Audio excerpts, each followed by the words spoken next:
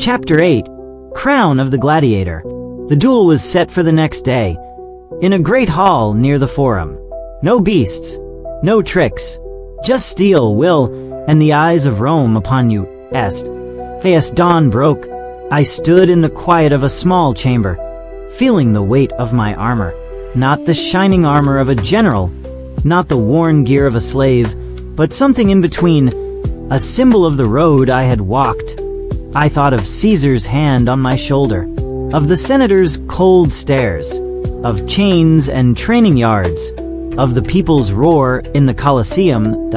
I realized then that this was bigger than revenge. It was about proving that no betrayal, no fall, no chain could stop a man who refuses to surrender his soul. When I walked into the hall, the space was already filled. Senators, soldiers, merchants, even simple laborers had gathered, eyes wide, breaths held.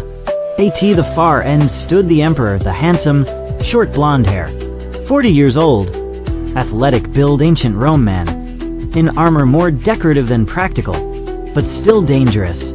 He had trained, that much I could see, but he carried his sword like a symbol, not a part of himself. We faced each other in the center. "No last words?" he asked, smirking. "Only this," I replied. "Power taken by treachery is always afraid. Power earned by sacrifice is not." The signal was given. Steel clashed. Sparks flew. He attacked with fury, hoping to end it quickly. I let him come, blocking, turning, conserving my strength. I had fought for my life before. For him, this was a show. For me, it was everything. He grew tired. His swings became heavy. In his eyes, I saw something more dangerous than hate. Doubt. That was when I stepped forward.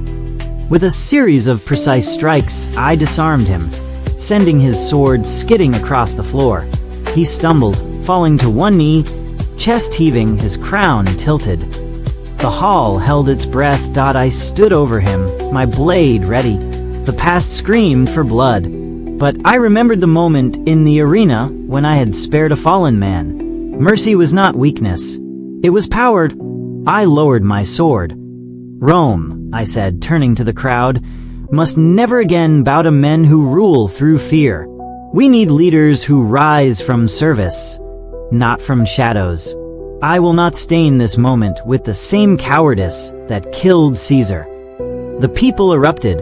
Some shouted my name. Others cried with relief.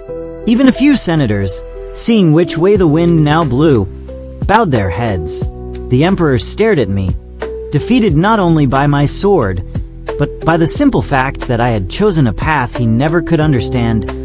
And the days that followed, the truth of Caesar's death spread, carried by witnesses who had stayed silent out of fear, now emboldened by the people's rage. The Senate, pressured by the roar of Rome, stripped the usurper of his title. And so, not by secret choice in a marble hall, but by the will of an awakened people, I was called to lead. When they placed the laurel crown near me, I hesitated, remembering the balcony where my journey had begun. "I am not a god," I told them.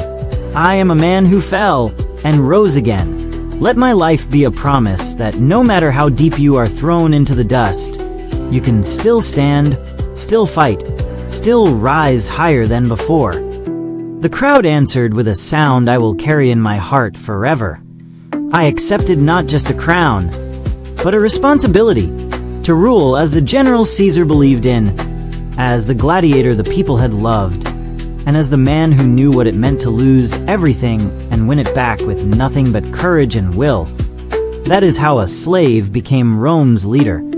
That is how a fallen general, forged in the fire of the arena, became emperor, not by inheritance, not by intrigue, but by the strength to rise when the world had already written his ending.